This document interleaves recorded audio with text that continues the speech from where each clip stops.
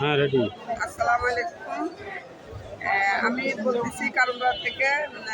আমাদের যে এখন যে রাজনীতির সমস্যা, আজকে যে ছাত্র সমাজ থেকে আজকে এখন আমরা যে কথাগুলো শুনতেছি, মানে এটা হচ্ছে আমি আমার জায়গা থেকে আমি কথা বলতে চাই, আমি শিখতে চাই। আজকে আমরা দেখি রাজনীতিবিদরা আজকে যে সমস্যা, রাজনীতিবিদরা সমস্যার কারণে ছাত্র সমাজ আইছে। এখন ছাত্র সমাজ নিয়ে যে সমস্যাগুলো হইতেছে, আমি ছাত্র সমাজকে বলতে চাই, তোমরা রাজনীতিক মধ্যে তোমরা জড়াইবে না। তোমরা যে এই দেশটার যে উদ্ধার করে দিচ্ছ, এখন তোমরা কিভাবে সব রাজনীতিবিদকে এক টেবিলে বসাইয়া তোমরা সুন্দর নির্বাচন কিভাবে দিতে পারবা, এবং জনগণের কিভাবে একটা শক্তিশালী একটা দল থাকতে পারবো, ব্যবসায়ীকে কিভাবে একটা দল থাকতে পারবো, ছাত্র সমাজ কিভাবে একতা থাকতে পারবো, এই জিনিসগুলো যদি তোমরা ছাত্র সমাজ যদি করতে পারে, তাহলে তাদের জন্য এটা বিশাল বড় একটা তাদের একটা সুনাম থাকবে।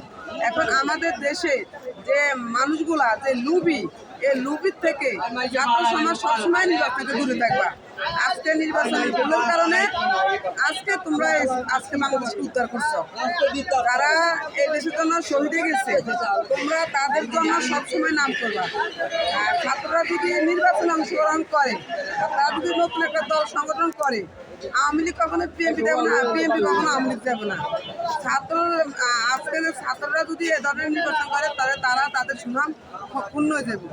আমি চাই ছাত্র সমাজের কাছে, আজকে যে জাগর বলে পেশিবাদী সরকার, আমি কোনো দলের পেশিবাদী বলুন না, খারাপ বলুন না, ভালো বলুন না, কেন আমাদের দেশের ভুল কী কারণে হয়, এই ভুলগুলোর সঠিক দায়িত্ব কীভাবে পালন হইব।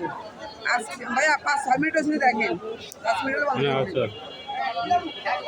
কি দেখেন, আমি কিন্তু এমন কিছু সুন্দর কথা বলতে পারি না। তারপরে আমি শিখব সংবিধান কি, আইন কি, নিয়ম কি।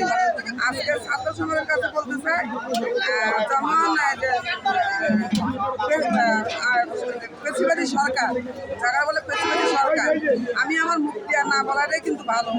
আজকে যে সাবেক যে আওয়ামী লীগ সরকার ছিল বিগত দিনে, তারা যে আজকে যে 16 বছরের কারণে 16 বছর দেশ চালানোর কারণে আজকে জনগণের মুখে আজকে সরকার যে বাধ্যতা মূল্য আজকে দেশ ছাড়তে হয়েছে, এটা আমাদের দেশের জন্য সুনাম নষ্ট হয়ে গেছে। আমাদের বাংলাদেশের একটা গর্ব মানে ক্ষুণ্ণ হয়ে গেছে।